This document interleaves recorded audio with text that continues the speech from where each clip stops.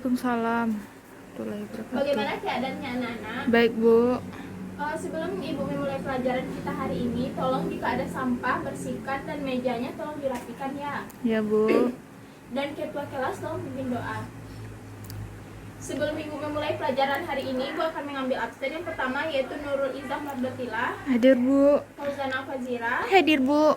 Putri, Hadir. Mayang Hesti. Hadir, Bu. Baiklah, apakah ada yang tahu apa materi kita hari ini? Tidak, Bu.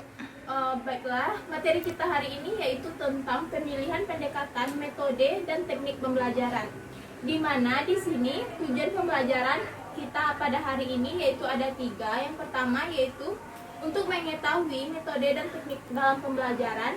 Yang kedua untuk mengetahui strategi penentuan pendekatan dan teknik pembelajaran.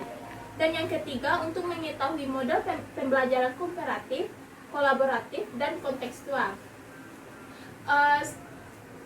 Apakah di sini ada yang tahu apa itu pendekatan pembelajaran? Tidak, Bu.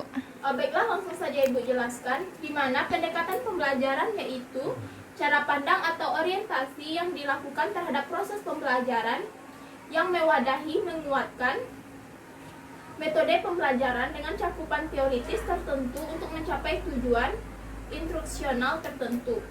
Di mana terdiri dari 2. Yang pertama adalah pembelajaran berorientasi pada siswa. Yang kedua adalah pembelajaran berorientasi pada guru. Dan selanjutnya pendekatan-pendekatan dalam memahami makna pembelajaran, di mana pendekatan filsafat terdiri atas 6. Yang pertama adalah idealisme, yang kedua realisme, yang ketiga pragmatisme, yang keempat konstruktivisme, yang kelima eksistensialisme, yang keenam pendidikan nasional. Di sini apakah ada yang tahu apa yang disebut dengan idealisme? Tidak, Bu. Baiklah, idealisme yaitu pembelajaran kegiatan tanya jawab antara guru dengan siswa, melatih keterampilan siswa, serta pemberian teladan dalam hal pengetahuan, nilai dan moral, dan keyakinan dan tingkah laku guru, agar siswa dapat menemukan jawaban atas masalah yang dihadapinya, sehingga mengetahui pengetahuan yang esensial yang sudah diterima benar dan berlaku sepanjang zaman. Selanjutnya, apakah ada yang tahu apa yang dimaksud dengan realisme? Tidak, Bu.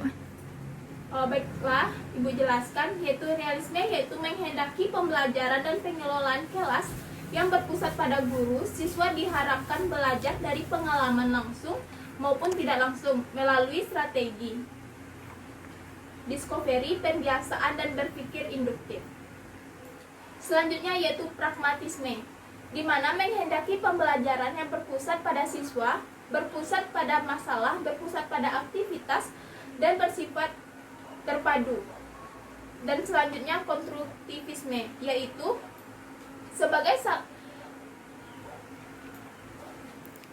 dinilai sebagai salah satu bentuk pragmatisme. Dalam konstruktivisme, siswa dituntut untuk mengembangkan konsep dan pengertian tentang sesuatu.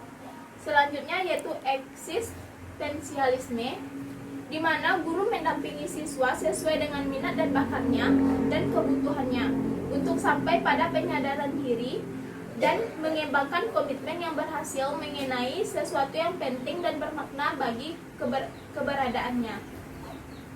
Selanjutnya adalah filsafat pendidikan nasional atau disebut juga dengan Pancasila, yaitu di mana peserta didik dan sumber pembelajaran harus sejalan agar mencapai tujuan dari pembelajaran itu sendiri. Selanjutnya adalah pendekatan psikologi dalam pembelajaran, terdiri atas 3. Yang pertama adalah kognitif, yang kedua behaviorisme, yang ketiga humanisme.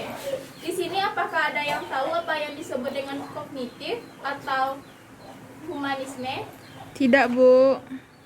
Baiklah, langsung saja Ibu jelaskan. Di mana kognitif yaitu pembelajaran kegiatan guru membimbing siswa melakukan proses internal yang kompleks berupa pemrosesan informasi agar siswa dapat mengembangkan kemampuan berupa pemrosesan mengembangkan kemampuan atas fungsi-fungsi kognitifnya secara optimal. Dan selanjutnya adalah behaviorisme, yaitu kegiatan guru menciptakan kondisi lingkungan sebagai stimulus berupa tugas untuk direspon oleh siswa yang dilakukan dalam bentuk pembiasaan atau latihan setahap demi setahap secara rinci. Dan yang terakhir adalah humanisme, yaitu kegiatan guru memfasilitasi dan membimbing siswa belajar melalui proyek-proyek terpadu yang menekankan pada studi-studi sosial yang didasarkan atas penguasaan kebutuhan dan kepribadian siswa agar siswa memperoleh pemahaman dan pengertian dalam rangka pengembangan sosial. Dan selanjutnya yaitu pendekatan sistem, di mana pendekatan sistem yaitu suatu keseluruhan yang terpadu yang terdiri atas berbagai komponen yang saling berinteraksi secara fungsional dalam rangka mencapai tujuan pendidikan yang telah ditetapkan. Dan selanjutnya yaitu materi pembelajaran yang disajikan, metode pembelajaran yang akan digunakan, media pembelajaran, dan penilaian. Selanjutnya yaitu tentang metode pembelajaran. Apakah di sini ada yang tahu apa itu metode pembelajaran? Tidak, Bu.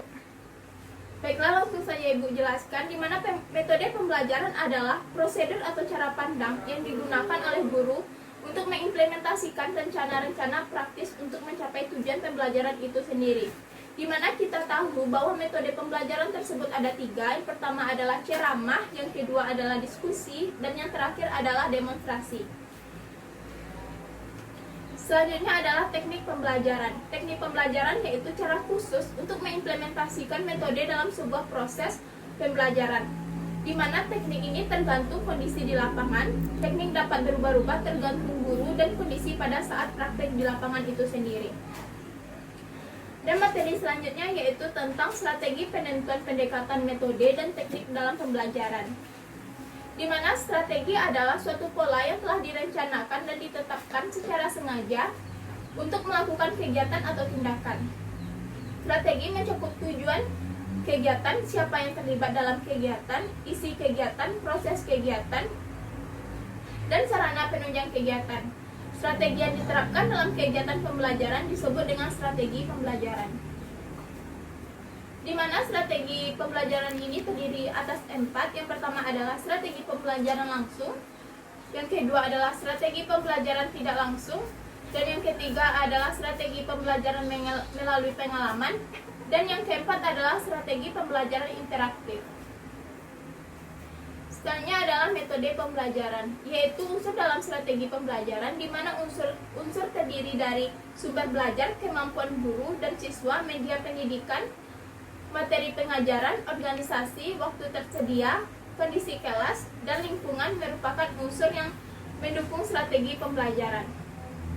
Dan selanjutnya yaitu teknik pembelajaran, yaitu cara yang dilakukan seseorang dalam mengimplementasikan suatu metode secara spesifik. Selanjutnya yaitu model pembelajaran, di mana model pembelajaran ini terdiri dari 3. Yang pertama adalah kooperatif, yang kedua kolaboratif, dan ketiga yaitu kontekstual. Di mana kooperatif yaitu kegiatan pembelajaran dengan cara berkelompok untuk bekerja sama dalam membantu mengkonstruksikan konsep. Di mana menurut teori ini pengalaman agar kelompok berpartisipatif dan terdiri dari 4-5 orang. Yang selanjutnya yaitu kolaboratif, yaitu salah satu bentuk pembelajaran yang berdasarkan paham konstruktivis. Pembelajaran kooperatif merupakan strategi pembelajaran dengan sejumlah siswa sebagai anggota kelompok kecil yang tingkat kemampuannya berbeda, di mana pembelajaran kolaboratif telah menambah momentum pendidikan formal dan informal dari 2 kekuatan yang bertemu. Yang pertama yaitu realisasi praktek, di mana bahwa hidup di luar kelas memerlukan aktivitas kolaboratif dalam kehidupan di dunia nyata. Yang kedua yaitu menumbuhkan kesadaran berinteraksi sosial dalam upaya mewujudkan pembelajaran bermakna. Dan yang terakhir yaitu kontekstual, yaitu pembelajaran yang dimulai dengan sajian atau tanya jawab lisan secara ramah, terbuka, dan negosiasi. di mana yang terkait dengan dunia nyata, kehidupan siswa atau daily life modeling, sehingga akan terasa manfaat dari materi yang akan disajikan. Motivasi belajar muncul, dunia pikiran siswa menjadi konkret, dan suasana menjadi kondusif, nyaman, dan menyenangkan.